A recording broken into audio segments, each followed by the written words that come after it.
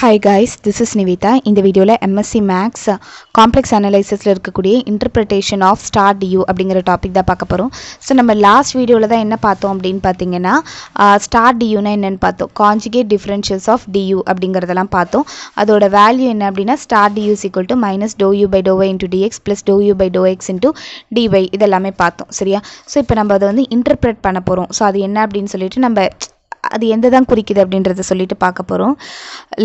Let gamma be the regular curve with the equation z is equal to z of t.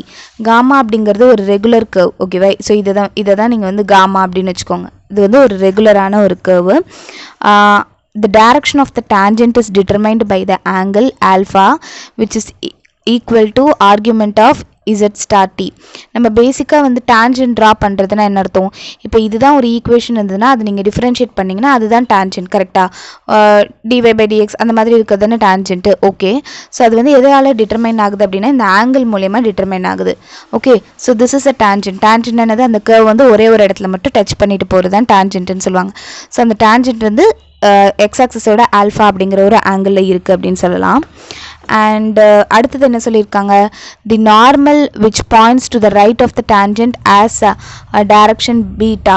அதாவது இப்போ normal அப்படின்னா என்ன அர்த்தம்னா டேஞ்சன்ட்டுக்கு பெர்பெண்டிகுலராக இருக்கிறத நம்ம நார்மல்னு சொல்லுவோம். ஓகேவா?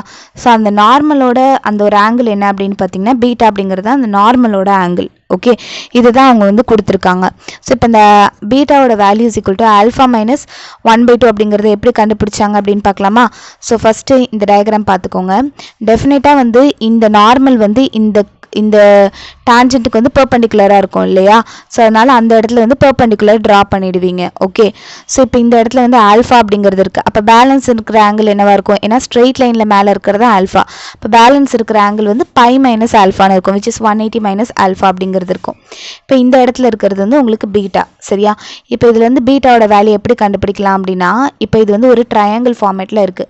ஸோ ட்ரையாங்கிள் ஃபார்மேட்னா sum of the all angles equal to 180 degree, right? So இப்போ 180 degree is equal to beta plus 90 degree plus 180 degree minus alpha அப்படிங்கிறது வந்திருக்குமா? 180 டிகிரி மைனஸ் ஆல்ஃபா. இப்போ என்ன ஆகும்னா இங்கே இருக்கிற 180 டிகிரியும் இங்கே இருக்கிற 180 டிகிரியும் கேன்சல் ஆகிடும் உங்களுக்கு. அப்போ பீட்டா இஸ் ஈக்குவல் டு இந்த மைனஸ் ஆல்ஃபா இருக்குல்ல, இது இந்த சைடு போயிடுச்சுன்னா ஆல்ஃபான்னு வரும். ப்ளஸ் 90 இருக்குல்ல, அது இந்த சைடு வந்துச்சுன்னா மைனஸ் 19 வரும். அப்போ beta is equal to alpha minus 90க்கு பதில் என்ன போடலாம்? π/2 அப்படிங்கிறத போடலாமா? ஸோ இங்கே இருக்கிற கேல்குலேஷன்ஸை வச்சு இங்கே என்ன பண்ணியிருக்காங்கன்னா beta is equal to alpha minus π/2 அப்படிங்கிறத எழுதியிருக்காங்க. சரியா? அதுதான் இங்கே எழுதியிருக்காங்க பாருங்கள். Beta is equal to alpha minus π/2. அப்போ ஆல்ஃபாவோட வேல்யூ எனக்கு என்ன ஆகும்? இந்த மைனஸ் π/2 அந்த சைடு போயிடும். இப்போ alpha is equal to beta plus π/2 அப்படிங்கிறது வரும். சரி, ஓகே. இப்போ நான் என்ன பண்ணிக்கிறேன் அப்படின்னா காஸ் ஆல்ஃபான்னு கண்டுபிடிக்கிறேன். காஸ் ஆல்ஃபான்னு சொல்லும்போது cos alpha is equal to எனக்கு என்ன ஆகும்? ஆல்ஃபாக்கு பதிலாக இந்த பீட்டா ப்ளஸ் π/2 அப்படிங்கிறத போடலாம். Cos beta plus π/2. So beta அந்த π/2 ப்ளஸ் பீட்டான்னு சொன்னால் அது வந்து செகண்ட் குவாட்ரண்ட்டில் போயிடும். செகண்ட் குவாட்ரண்ட்டில் எனக்கு என்ன ஆகும்? நெகட்டிவாக மாறும். அது மட்டும் இல்லாமல் காஸ் வந்து சைனாக மாறும். அதனால் இந்த இடத்துல மைனஸ் சைன் பீட்டா அப்படிங்கிறது. அதே மாதிரி நம்ம சைன் ஆல்ஃபா பண்ணும்போது ஈக்குவல் டு சைன் இன்டூ ஆல்ஃபாக்கு பதிலாக என்ன போடுவோம்?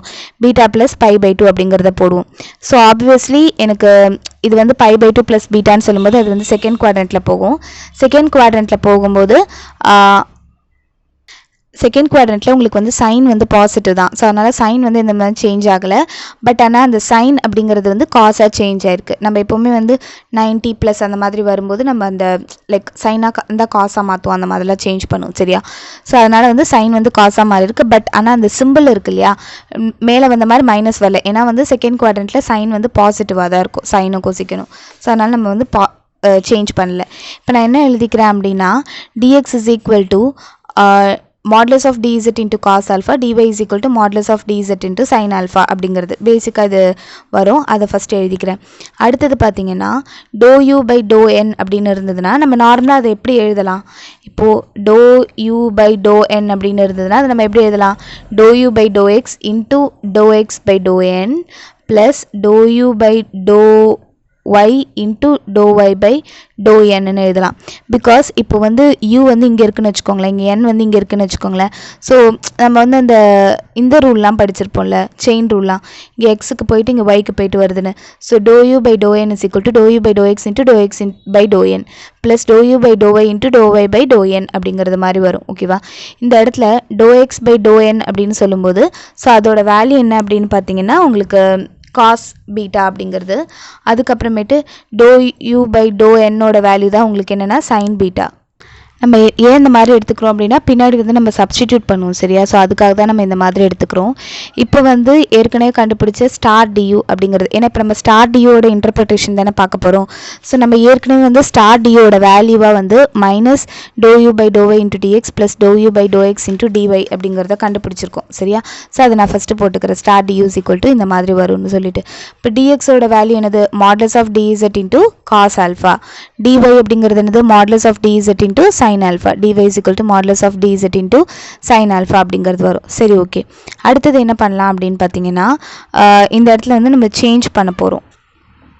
நம்ம முன்னாடியே எடுத்து வச்சோம் தெரியுமா, cos alpha is equal to minus sin beta, sin alpha is equal to cos beta அப்படின்னு சொல்லிட்டு.